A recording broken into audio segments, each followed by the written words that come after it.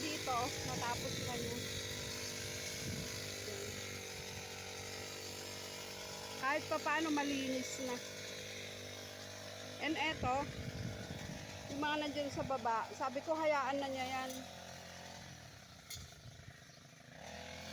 Kasi hindi din daw maganda pagka masyadong malinis ang sitaw. Pagka walang damo daw ang sitaw, hindi rin maganda. Kasi kasama niya yan sa protection niya para hindi gaano maging tuyo yung kanyang lupa. Yan. Kasi pagka tinanggal ito, tapos matindi yung sikat ng araw, ayan, magiging madaling matuyo yung lupa. Kaya sabi ko sa kanya, hayaan lang niya yan. O, diba? Protection niya yan para hindi matuyo yung kanyang lupa ng mabilis. And eto nga sabi ko, taniman niya ito ng upo. Itong side na to, sabi ko magtanim siya dito ng upo. Yan. O di kaya,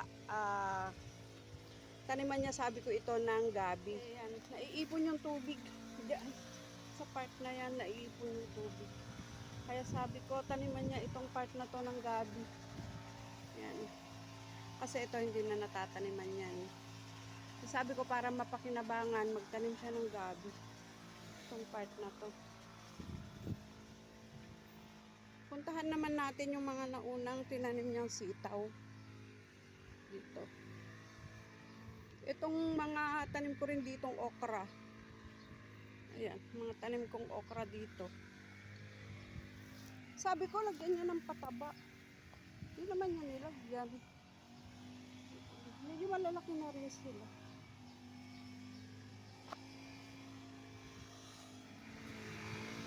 Ayan. Ito. Mas malinis na ito kaysa diyan sa kabila. Ito na huli niyang tinanim. Ito naman nauna niyang tinanim. Pero 1 linggo lang yata yung pagitan nila. Yan, tignan natin dito. Ito mas malinis compare doon sa kabila. Yan, tignan natin kung may pagbubulaklakan na rin dito. Ito, may pa isa-isa naman na. Yan. Diba? May pa isa-isa naman na dito sa kabila. Ayan, malakas yung hangin. Dito marami na rin naman. Diba? Sabi nung kamagsasaka ko, punta ka nga doon, tulungan mo nga ako magtaas. Kasi marami pang kailangang ipataas. Itong mga ganito kasi, kailangang ipataas.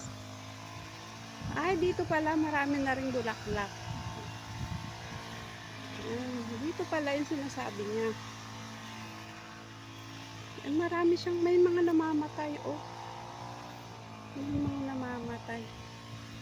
And siguro, after 2 weeks, magka-harvest na rin kami dito yung mga unang bunga. Puntahan uli natin, tignan natin yung ginagawa niya. Sabi niya kasi, halika, tignan mo ako. Kung paano ako mag-grass cutter. Sabi ko, baka tamaan mo yung mga puno. Sabi niya, wala ka talagang bilib sa akin. Ngayon siya, oh. Wala ka talagang kabilib-bilib sa akin, sabi niya sa akin.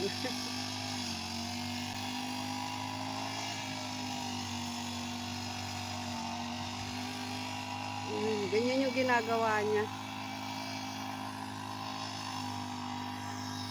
Yan ka magsasaka ko na yan, masipag sa bukid yan. Masipag. Ay, may namamatay, oh. Hindi naman maiiwasan yun. May mamatay na ganito. Masipag magtanim sa bukid ng mga gulay-gulay yung aking kamagsasaka. Kaya natuto rin akong magtinda. Kasi kung walang magtitinda, tatama rin niyang magtanim. Yung aming ampalaya dito, tapos na kaming nag-harvest dito kahapon. And sabi ko, wag na nating i-harvest yung mga sumunod na talbos kako. Pagbungahin na lang natin. And umokay naman siya, umuo naman siya. Kasi meron ng mga bunga-bunga yung aming ampalaya. And sayang naman kung iha-harvest namin yung mga talbos. Lalo na hindi naman ganun kamahal. Eh kung 80 man lang sana 1 kilo, kasi nga 'di ba 4 kilo nga ang talbos. Eh, sabi ko kung 80 man lang sana. Oh, tignan naman ninyo oh. May nagmamaganda na siyang bunga, mga friends. Yung mga nauna pala may bunga, may ano na, may bunga-bunga na. Eh, dito naman yung sitaw ng pinsan ko. Ay, maluwang din tong sitawan ng pinsan ko dito sa kabila. And then dito, upo yata tanim nila dito sa bakante na to. Ito, upo ang tanim nila dito. And doon sili. And ito yung sinasabi kong ampalaya namin. Natalbusan na namin lahat yan. Ilang araw din kaming nagtalbos dyan tuwing hapon. And po pwede pa sanang talbusan tong mga to kasi o diba magaganda pa. Kaya nga lang sabi ko wag na. Kasi marami na yung bunga. Sayang naman sabi ko kung tatalbusan natin. Hayaan na natin. Buti sana kung mahal eh. Mura naman. Hintayin na lang natin sabi ko yung bunga. Ayan.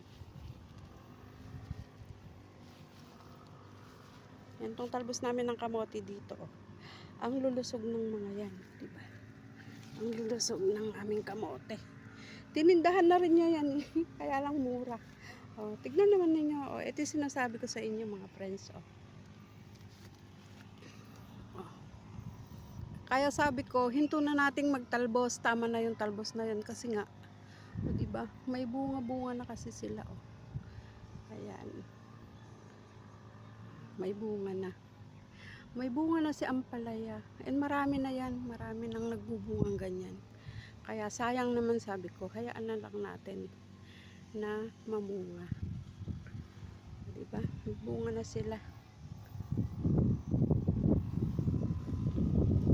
Ganun naman talaga ang ampalaya. Kailangan talbusan yung unang talbos niya. Kailangan alisin para magkaroon siya ng maraming sanga. And para dumami yung pagbungahan ng ating ampalaya. Yun, ganun lang. Sakripisyo lang, sabi ko nga ang pagsasaka. O, katulad yan, o. O, diba? Katulad yan.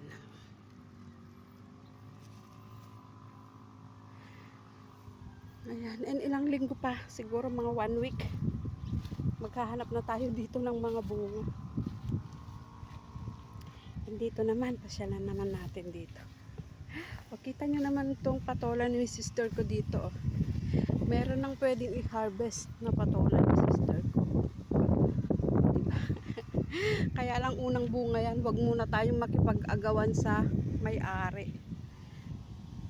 Sabi ko nga, buti itong kila sister ko, may bunga na yung patola ko. Wala pa. Wala pang bunga yung aking patola. Yan. May bunga-bunga na yung mga patola nila. Ayan. Parating na ang ulan. And sana nga umulan para naman mapatubigan. Libre patubig na kami. Ayan, tapos na kaming mag-harvest dito. Maghihintay na lang uli kami ng pag-mature ng kanilang bunga dyan. Kung kailan pwedeng mag-harvest ng mga bunga nila. And dito naman muna. Dito muna ang focus ng aking kamagsasaka. Dito sa mga tanim namin. Diba? Ayan na. Ito. Ayan, may bunga-bunga na pala. Akala ko doon kasi sa una. Akala ko wala pang mga bunga. And wala pang bunga doon. Itong daan na ito, napakadamo. Sabi ko sa kamagsasaka ko, grass cutterin mo kasi pagka pumupunta ako dito, kako ang kati-kati.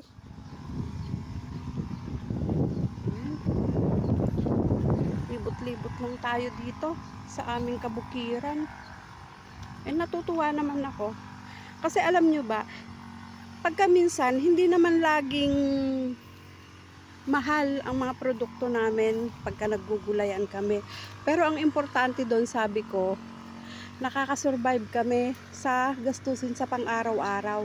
Kahit hindi siya ganun kamahal, pero yung pang-araw-araw namin gastusin, pambili ng ulam, mantika, at saka mga ibang pangangailangan namin, habang umaani kami, hindi kami naglalabas ng pera. Yan. Katulad nung nagtanim kami ng kamatis, mura yung kamatis namin nun. Pero hindi kami naglabas ng pera sa loob ng halos 1 buwan. Hindi mo siya maiipon pagka nagtanim ka ng gulay at hindi mahal ang iyong produkto. Wala kang maiipon talaga. Pagka natapos ang anihan, ang maiiwan sa'yo is listahan lang. Kasi kami, naglilista kami per harvest namin, kung magkano. Para alam naman namin kung kumikita ba kami o hindi.